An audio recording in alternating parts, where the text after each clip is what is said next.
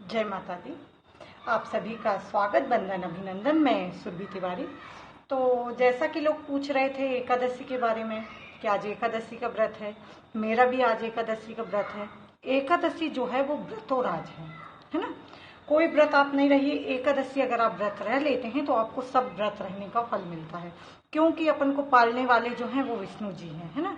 तो विष्णु जी का अगर अपन व्रत रहेंगे तो अपन को सब व्रत रहने का ही फल मिलेगा, क्योंकि विष्णु जी हैं वो पालन करता है। तो आज है इंद्र एकादशी। तो ये एकादशी क्यों पड़ी, इसका नाम इंद्र एकादशी क्यों है, एकादशी का महत्व क्या है ना।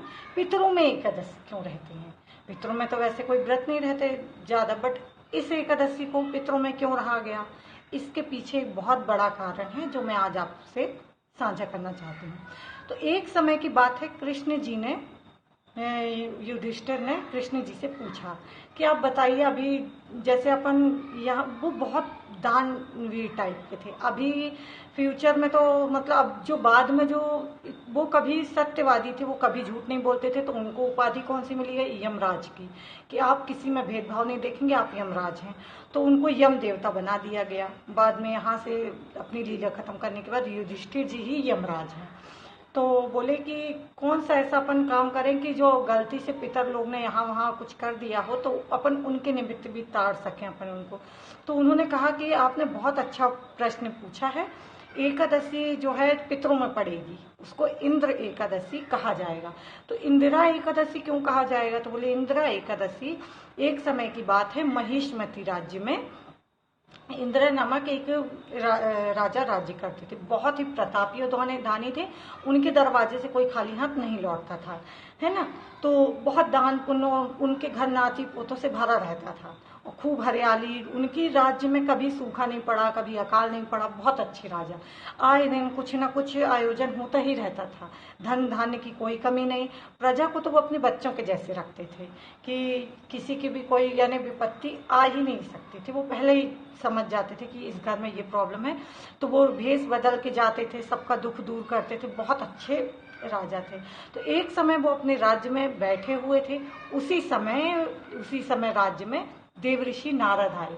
तो नारद जी को देखकर उन्होंने प्रणाम किया, बोले प्रणाम देवश्री, आपके आने का आगमन बहुत हमारे तो भाग्य खुल गए जो आप यहाँ प्रकट हुए हैं, बताइए। तो बोले कि हम आपके आतिथ्य से बहुत प्रसन्न हैं, हमारा तो काम है, हम यहाँ वहाँ घूम रहे थे, तो हम यमलोक गए थे, तो वहाँ आपके पिता हमको दिख गए। तो बोले कि यमलोक में पिताजी दिख गए हैं, तो उन्होंने आपको मैसेज दिया, तो कुछ संदेशा भिजवाया है। तो बोले कि पिताजी ने आपको संदेशा भिजवाया है, बताइए, कृपा करके बताइए क्या कहलवाया है।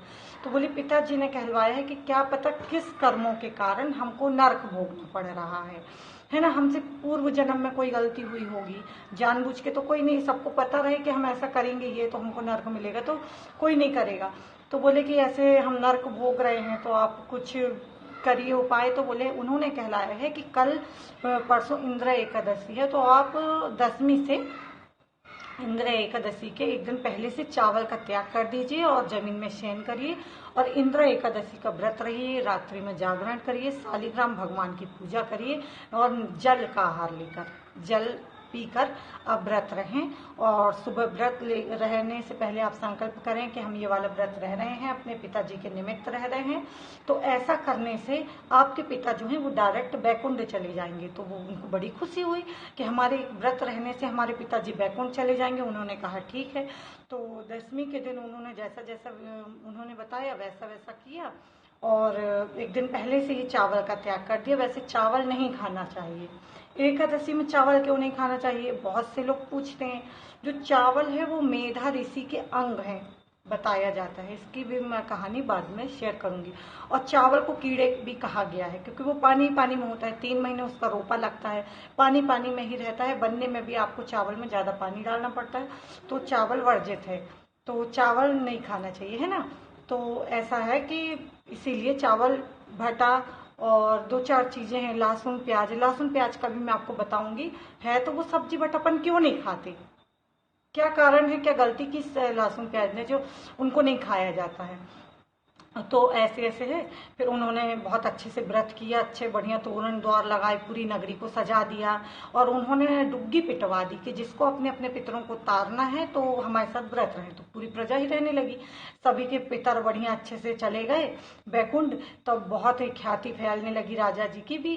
तो फिर उनके पितर बहुत खुश हुए, बोली ये एकादशी आपके नाम से विख्यात होगी, तो एकादशी के दिन ऐसा ऐसा करो। और दूसरे दिन उन्होंने ब्राह्मण को खिलाया पिलाया, दान दक्षिणा दी, गौदान किया, स्वेच्छा अनुसार सब दान पुण्य करके फिर पारण किया। तो ऐसा है कि द्वादशी के दिन पारण करिए। और अगर आपसे नहीं रहा जा रहा है एकादशी, तो आप घर में चावल ना बनाइए, बैंगन की सब्जी ना बनाइए, लहसुन प्याज ना बनाइए। और अगर आप एक टाइम भोजन कर भी लेते हैं तो कोई दोष नहीं लगता, भगवान सब जानते हैं। भगवान आत्मा के भूखे हैं, भगवान भाव के भूखे हैं। भगवान ये नहीं बोलते कि तुम पूरा दिन आत्मा सुखाओ और भूखे रहो, तुम्हारा मन खाने में लगा रहे, तो वो व्रत आपका मान्य नहीं होगा।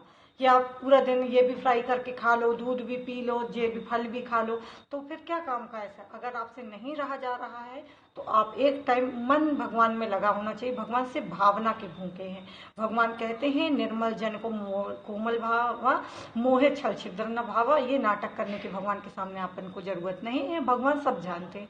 और कोई माँ कोई पिता अपने बच्चे को भूखा नहीं देखेंगे। अगर आपसे नहीं सधा जा रहा, आजकल खान पान थोड़ी पहले जैसे नहीं रह गया है, तो अपन नहीं रह पा रहे हैं, तो अपन दिन में कुछ ले सकते हैं, फल ले सकते हैं, फूल ले सकते हैं, दूध ले सकते हैं।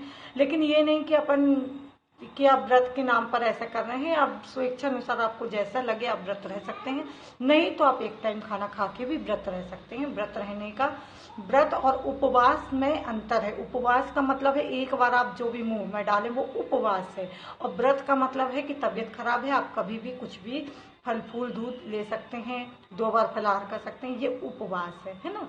तो ऐसे ऐसे व्रत अगर आप रहेंगे, फल आपको उतना ही मिलना है। भगवान भाव देखते हैं, भावना देखते हैं, व्रत नहीं देख रहे कि तुम क्या खा रहे क्या नहीं देख रहे। अपन तो भगवान को भोग भी वही चढ़ाते हैं जो अपन को पसंद है। एक बात बताइए, क्या शिव जी का धतूरा अपन खाते हैं?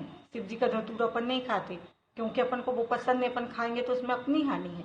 तो भगवान तो भाव के भूखे हैं। अगर आपके पास कुछ भी नहीं है, आप मानसिक रूप से आंख बंद करके कहिए कि ये भगवान को हमने ये अर्पण किया, तो वो आपका अर्पित हो जाएगा। फूल नहीं है, मानसिक रूप से माला पहनाइए, भगवान को वो अर्पित हो जाएगा। लेकिन ये दिखावा, ये भगवान इसकी जरूरत नहीं है, भगवान इससे कोसों दूर भागते हैं।